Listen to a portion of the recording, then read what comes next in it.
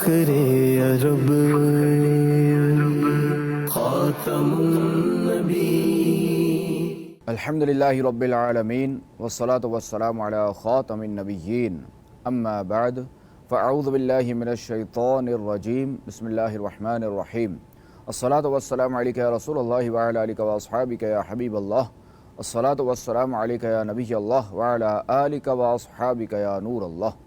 اللہ کریم کے آخری نبی صلی اللہ تعالی علیہ وآلہ وسلم کا فرمان ہے، بے شک اللہ کریم نے میری امت کے لیے مجھ پر درود پاک پڑھنے کے بدلے اعلیٰ درجات رکھے ہیں۔ صلو علی الحبیب صلی اللہ علیہ محمد صلی اللہ علیہ وآلہ وسلم۔ ناظرین، انشاءاللہ الکریم آج ہم اللہ کریم کے پیارے اور آخری نبی صلی اللہ تعالی علیہ وآلہ وسلم کی مدنی زندگی کے 5ویں سال کے اہم واقعات سنیں گے۔ ناظرین، 5ویں مدنی و ہجری سال کا سب سے پہلا واقعہ غزوہ دومۃ الجندل ہے۔ یہ روم کی سلطنت کا ایک شہر تھا۔ وہاں سے یہ خبریں آنے لگی کہ وہاں کے کچھ بدمعاش مل کر مدینہ منورہ پر حملے کا ارادہ رکھتے ہیں۔ خاتم النبیین صلی اللہ تعالی علیہ وآلہ وسلم نے یہ سنتے ہی 1000 سپاہیوں کے لشکر کے ساتھ دومۃ الجندل کی طرف پیش قدمی فرمائی۔ یہ ربیع الاول 5 ہجری 627 شمسی کے دن تھے۔ آپ علیہ السلام کے لشکر کی اطلاع جیسے ہی ملی وہ بزدل گھر چھوڑ کر فرار ہو گئے۔ آپ علیہ السلام نے چند روز وہاں قیام فرمایا، پھر مدینہ منورہ واپس تشریف لے آئے۔ ناظرین، اسی سال غزوہ بنو مستلق ہوا۔ مدینہ منورہ سے 9 میل کے فاصلے پر ایک کنواں تھا، اس کے کنارے بنو مستلق نامی غیر مسلموں کا ایک قبیلہ رہتا تھا۔ قبیلے کے سردار حارث بن درار مسلمانوں کا سخت دشمن تھا۔ اس نے اپنے قبیلے کو مسلمانوں سے لڑنے پر اکسایا اور انہیں جنگ کے لیے آمادہ کر کے تیاری شروع کر دی۔ خاتم النبیین صلی اللہ تعالی علیہ وآلہ وسلم کو اطلاع ملی تو آپ علیہ السلام نے بلا تاخیر ان کی سرکوبی کے لیے روانہ ہو گئے۔ بنو مستلق نے مسلمانوں کو دیکھ کر ان پر تیر برسائے۔ آپ علیہ السلام نے حکم فرمایا کہ ان پر یک بارگی زوردار حملہ کیا جائے۔ چنانچہ وہ اس جوابی حملے کی تاب نہ لا سکے۔ ان کے کچھ لوگ مارے گئے اور بقیہ نے ہتھیار پھینک دیے۔ ان کے بچے، بڑے اور خواتین سب قیدی بنا لیے گئے۔ قیدیوں میں بنو مستلق کے سردار حارث کی بیٹی حضرت جویریہ رضی اللہ تعالی عنہا بھی تھیں۔ یہ حضرت ثابت رضی اللہ تعالی عنہ کے حصے میں آئیں۔ آپ علیہ السلام نے ان کے فدیے کی ساری رقم خود ادا فرمائی اور انہیں آزاد کر کے شرف نکاح بخشا۔ جب لشکر میں یہ خبر پھیلی تو جن کے پاس اس خاندان کے جتنے لونڈی اور غلام تھے انہوں نے سب کو فوراً آزاد کر دیا اور کہنے لگے کہ جس خاندان میں خاتم النبیین صلی اللہ تعالی علیہ وآلہ وسلم نے شادی کر لی اس خاندان کے کسی آدمی کو ہم لونڈی اور غلام نہیں بنا سکتے۔ یوں اس بابرکت نکاح کی بدولت کئی گھرانے غلامی کے طوق سے آزاد ہو گئے۔ ناظرین، اسی سال واقعہ افک درپیش ہوا۔ غزوہ بنو مستلق میں پہلی دفعہ منافق بھی شریک تھے۔ سفر سے واپسی کے وقت ایک منزل پر ام المؤمنین حضرت عائشہ صدیقہ رضی اللہ تعالی عنہا ہودج سے اتر کر کام سے تشریف لے گئیں۔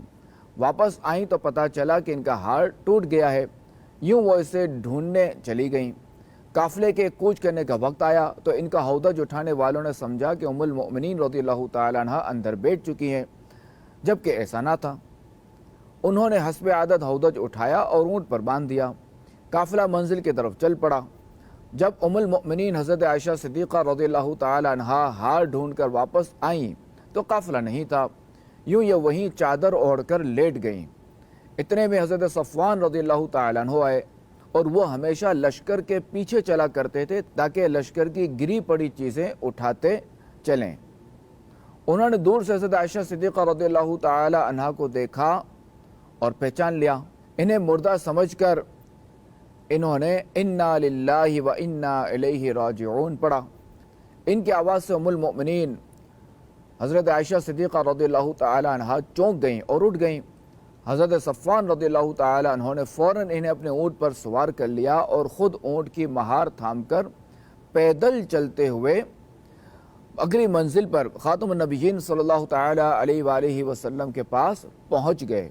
اس بات کو بنیاد بناتے ہوئے عبداللہ بن ابی منافق اور اس کے ساتھیوں نے حضرت عائشہ صدیقہ رضی اللہ تعالی عنہا پر بہتان باندھا اور اس کا خوب پروپیگنڈا کیا، معاذ اللہ، یہاں تک کہ اللہ کریم نے حضرت عائشہ صدیقہ رضی اللہ تعالی عنہا کی براءت و طہارت میں سورہ نور کا مکمل ایک رکوع نازل فرمایا اور بہتان لگانے والوں پر سخت ناراضگی کا اظہار فرمایا۔ سن 5 ہجری 627 شمسی کے اہم ترین واقعات میں سے ایک واقعہ غزوہ خندق بھی ہے۔ غیر مسلم قریش، بنو غطفان اور بنو سلیم سمیت مختلف غیر مسلم بشمول یہودی یہ سب مل کر جنگ کے لیے مدینہ منورہ پر حملہ آور ہوئے۔ اس لیے اس جنگ کو غزوہ احزاب بھی کہتے ہیں۔ احزاب عربی میں بہت سی جماعتوں کو کہتے ہیں۔ ایک قول کے مطابق مدینہ شریف پر حملے کے لیے دشمنان اسلام کی فوج کی تعداد 10,000 تھی۔ مدینہ شریف میں جب غیر مسلموں کی اس لشکر کشی کی خبر پہنچی تو خاتم النبیین صلی اللہ تعالی علیہ وآلہ وسلم نے صحابہ کرام علیہم رضوان کو جمع فرما کر مشورہ فرمایا کہ دفاع کیسے کیا جائے۔ اس وقت مدینہ منورہ کے 3 طرف کھجوروں کے جھنڈ، پہاڑ اور مکانات تھے، جبکہ ایک طرف کا علاقہ کھلا ہوا تھا اور اسی طرف سے حملے کا اندیشہ بلکہ یقین تھا۔ حضرت سلمان فارسی رضی اللہ تعالی عنہ عرض کرنے لگے، یا رسول اللہ صلی اللہ علیہ وآلہ وسلم، فارس میں جب ہمارا محاصرہ کیا جاتا تھا تو ہم خندق کھود دیتے تھے۔ آپ علیہ السلام نے حضرت سلمان رضی اللہ تعالی عنہ کی یہ تجویز قبول فرمائی اور کھلی طرف خندق کھودنے کا فیصلہ فرمایا۔ اسی وجہ سے یہ جنگ غزوہ خندق کے نام سے مشہور ہے۔ ایک قول کے مطابق 6 دنوں میں خندق کا کام مکمل کر لیا گیا۔ خندق 300 میٹر لمبی اور 9 میٹر چوڑی تھی، جبکہ خندق کی گہرائی 5 میٹر تھی۔ اب نقشہ یہ ہو گیا کہ پہاڑ پشت پر اور اس کے دامن میں اسلامی لشکر تھا، اس کے سامنے خندق تھی۔ خندق کے پار غیر مسلموں کا لشکر ڈیرے ڈالے ہوئے تھا۔ مدینہ میں آباد یہود کا قبیلہ بنو قریظہ مسلمانوں کا حلیف تھا، یعنی اس کے ساتھ یہ معاہدہ تھا کہ جب بھی مدینہ منورہ پر حملہ ہوگا تو یہود مسلمانوں کا ساتھ دیں گے۔ لیکن عین جنگ کے وقت یہودیوں نے اپنی سابقہ روایت برقرار رکھتے ہوئے غداری اور بدعہدی کی۔ اس جنگ میں مسلمانوں کو شدید آزمائش ہوئی۔ سرد موسم، کھانے پینے کی کمی، مدینہ پاک کی پتھریلی زمین میں خندق کھودنا، 10,000 کے لشکر کا سامنا اور مدینہ میں موجود یہودیوں کو معاہدہ توڑ کر جنگ کی کوشش کرنا اور اس میں شامل ہونا وغیرہ، یہ وہ مسائل تھے کہ جن کا سامنا انہیں کرنا پڑا۔ لیکن اپنے پیارے پیارے آقا صلی اللہ تعالی علیہ وآلہ وسلم کی قیادت میں مسلمان ثابت قدم رہے اور کامیابی نے ان کے قدم چومے۔ اس جنگ میں کل 6 مسلمان شہادت سے سرفراز ہوئے، مگر انصار کی ایک بہت بڑی شخصیت قبیلہ اوس کے سردار یعنی حضرت سعد بن معاذ رضی اللہ تعالیٰ عنہ ایک تیر لگنے سے شدید زخمی ہو گئے اور پھر شفا یاب نہ ہو سکے، جبکہ غیر مسلم مقتولین کی تعداد 4 تھی۔ ناظرین، غزوہ خندق کے بعد یہود کا نمبر آیا جنہوں نے عین جنگ کے وقت دھوکہ دیا تھا۔ مسلمانوں کو حکم ہوا کہ ہتھیار نہ اتارے جائیں، پہلے بنو قریظہ کے یہودیوں سے مقابلہ کیا جائے۔ اللہ کریم کے آخری نبی علیہ السلام لشکر کے ساتھ بنو قریظہ پہنچے اور قلعہ کا محاصرہ فرما لیا۔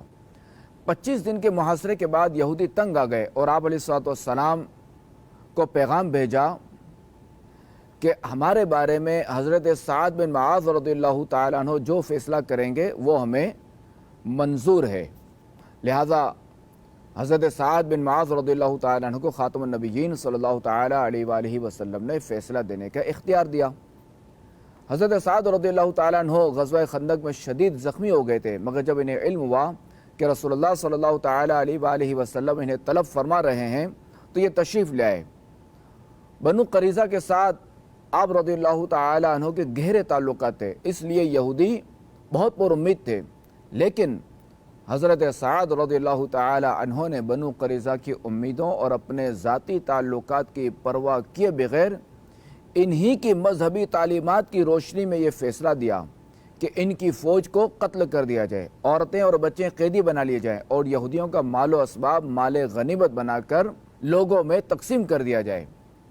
اس فیصلے سے بنو قریظہ میں کوہرام مچ گیا۔